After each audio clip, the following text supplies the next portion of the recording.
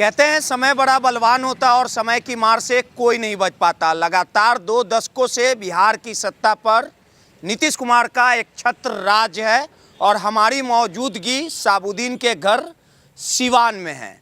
सिवान में इस बार कई विधानसभा की सीटें हैं और काफ़ी रोमांचक मुकाबला होगा।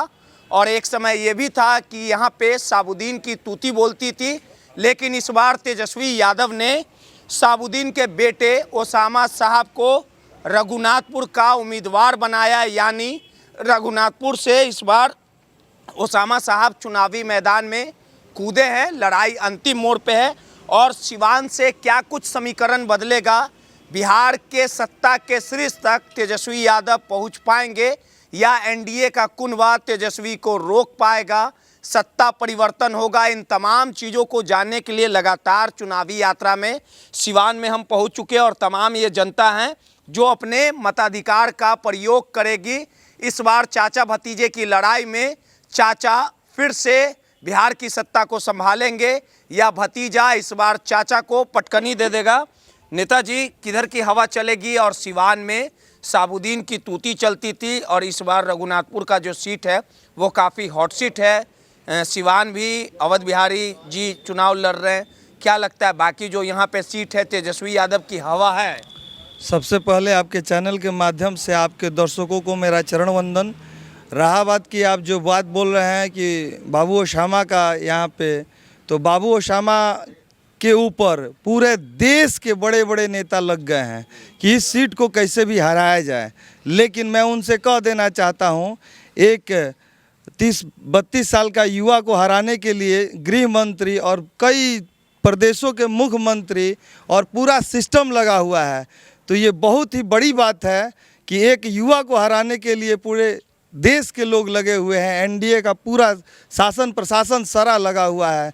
यहाँ पे जो फोर्स आया है चुनाव कराने के लिए, हर तरह के लोगों को भय व्याप्त करने के लिए। तब ये है नेताजी कि रघुनाथपुर से जो ओसामा साहब चुनाव लड़ रहे हैं, जो देश के गृह मंत्री हैं अमित शाह, उन्होंने खुले मन से कहा था कि आरजेडी जंगल राज वाली पार्टी है, अपराधियों को टिकट देती है, साबुद्दीन का इतिहास किसी से छिपा हुआ नहीं है, ऐसे व्यक्तियों को जिताइएगा तो फिर सिवान बर्बाद हो जाएगा। साबुद्दीन का इतिहास शायद नहीं पता है गृह मंत्री जी को। साबुद्दीन का इतिहास ये रहा है साबुद्दीन साहब का कि 50 रुपया डॉक्टर का फीस था। और सिवान में आप आ जाइए, सरकारी हॉस्पिटल देखिए उन्हीं का बनाया हुआ है, महिला कॉलेज उन्हीं का बनाया हुआ है, राजेंद्र स्टेडियम उन्हीं का बनाया हुआ है, इंडोर स्टेडियम उन्हीं का बनाया हुआ है, डीएवी कॉलेज उन्हीं का बनाया हुआ है, इस्लामिया कॉलेज उन्हीं का बनाया हुआ है, इंजीनियरिंग कॉलेज बाहुबली कहा जाता है। इतना डेवलप बाहुबली कहाँ है? अटल बिहारी वाजपेयी उनको बोले थे कि देश के सबसे ज़्यादा खर्च करने वाले और विकास पुरुष का नाम अटल बिहारी वाजपेयी नहीं दिया था। ये लोग अटल बिहारी वाजपेयी के सिद्धांत पे चलेंगे तो अब इनको पता चलेगा कि विकास क्या होता है। तेजस्वी की लहर है। लहर नहीं है, तूफान है, जलजला है। 14 तारीख को ये जलजला ऐसा उखड़ेगा कि नीतीश कुमार का 20 साल का जो ये सत्ता है भ्रष्टाचारियों का और ये जो जंगल राज बोल रहे हैं, महाजंगल राज चल रहा है सिवान से लेकर पूरे बिहार में। आप देखिए आए दिन डेली मर्डर, लूट, हत्या, बलात्कार, अपहरण हो रहा है। यहाँ पे फैक्ट्री बना के रखे हैं नीतीश कुमार, अनंत सिंह जैसे आदमी को यहाँ पे रखे हुए हैं। ये क्या है मालूम है? सीट आएगा सर, मैं बता रहा हूँ सर, छोटे सरकार का जब जेल में जा रहे हैं तो कपड़ा का अटैची पुलिस वाला लेके जा रहा है, पंखा पुलिस वाला लेके जा रहा है और नीतीश कुमार सुशासन की बात करते हैं। बिहार का लोग जो है ना 20 सालों से उनका जो भी भाषण है, जो भी कार्यक्रम है देख लिया है। अब इस बार ये सत्ता से उखड़ रहे हैं और तेज तेजस्वी नीतीश कुमार तेज तेजस्वी जो है इस बार मुख्यमंत्री बनेंगे। ये एनडीए जितना भी बूता लगाना है लगा ले, बिहार के लोग जान चुके हैं। ये बात वाले बोल रहे हैं कि सिवान से बचाना है ऐसे लोगों से। कैसे लोगों से? साबुद्दीन जी के बेटे के जैसे लोगों से। वो विकास पुरुष के नाम से जाने जाते हैं। उनके बेटा जो है आज भी काम अच्छे कर रहे हैं, लोगों के दिल के वो धड़कन है, युवा का धड़कन है वो। और सिवान के गांधी हैं हमारे अवध बिहारी चौधरी जी, एकदम 100% हम लोग 8 हाँ बहुमत से जीत रहे हैं चुनाव। केंद्रीय मंत्री बता रहे हैं अपराधी है, अपराधी बता रहे हैं उनको हाँ वे ये पड़ गए हैं कि उनको पूरा मतलब कि बिहार में चुनाव नहीं हो रहा है। एक तरह से देखा है तो पूरा मंत्री ओसामा साहब के ही पास ही आ रहे हैं। गृह मंत्री रघुनाथपुर में जो भी मंत्री है, कहाँ कहाँ के मंत्री आ रहे हैं ओसामा साहब को हराने के लिए है। तेजस्वी मुख्यमंत्री बनेंगे? बनेंगे। ओसामा साहब के लिए पूरा 5 राज्य के मुख्यमंत्री आ रहे हैं हराने के लिए।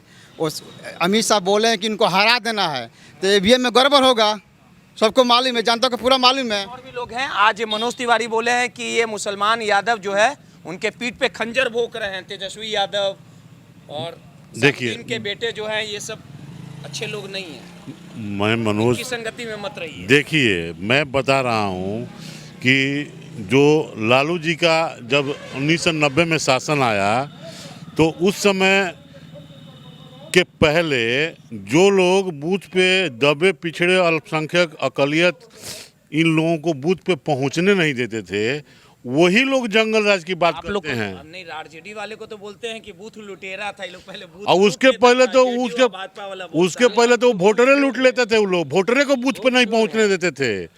उसके पहले ये तो लालू जी का देन है कि आज हम इतना आपके साथ मीडिया से मुखातिब हुए हैं, मीडिया पे बोल रहे हैं। लालू जी ऐसा मुख्यमंत्री था कि जिसने गांधी मैदान में शपथ ग्रहण किया, दबे किचले लोगों को ये दिखाया कि देखो ये अधिकार है, ये तुम्हारा हक है।